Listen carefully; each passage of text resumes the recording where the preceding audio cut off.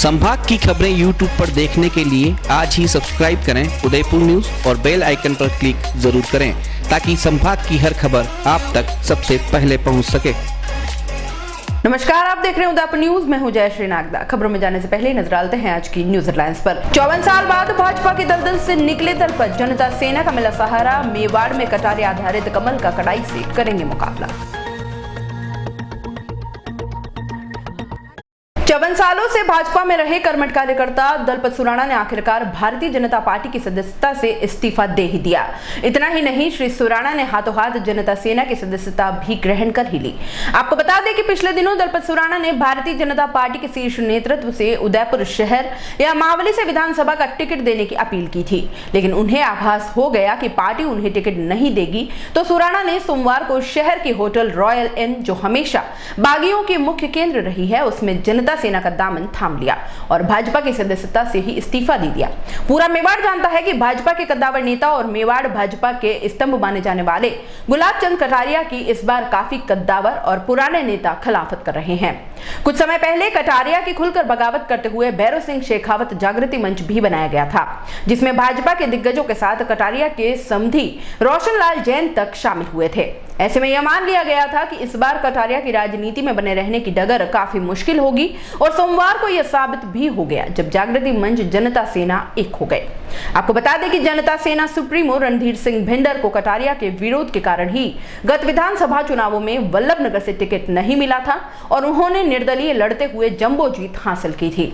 यहाँ पर भारतीय जनता पार्टी के उम्मीदवार गणपत मेनारिया की जमानत तक जब्त हो गई थी।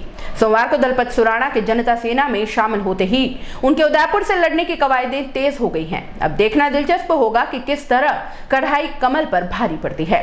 आइए आपको सुनाते हैं दलपत सुराणा ने भले घरे से कटारिया के लिए क्या कुछ कहा और क्यों 54 साल बाद यह फैसला लिया। सुनिए उन्हीं की कहानी, उन्हीं की जुबानी।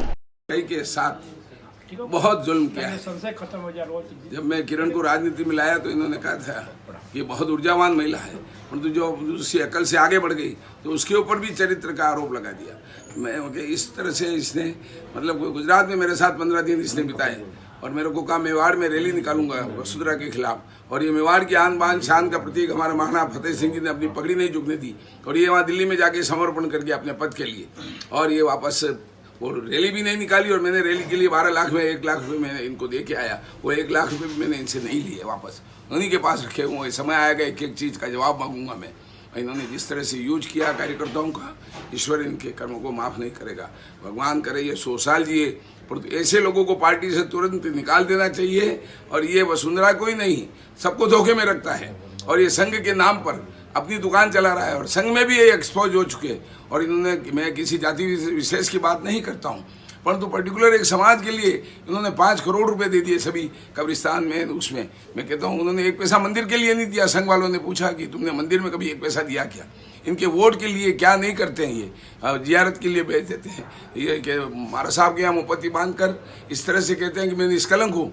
अरे इनके ब्याई रोशन लाल जी ने सादड़ी के अंदर 6 करोड़ रुपए के बकरे कटवा दिए, मुर्गे कटवा दिए, उनका बिल दिया है। ये कौन सा जैनी अपने आप को बहुत हिपोक्रेट है। महान व्यक्ति तो दोहरा चरित्र का व्यक्ति है। ईश्वरी से भगवान लंबी उम्र दे। मैं तो ये कहता हूँ इस तरह से पार्टी में नेताओं को समझना चाहिए।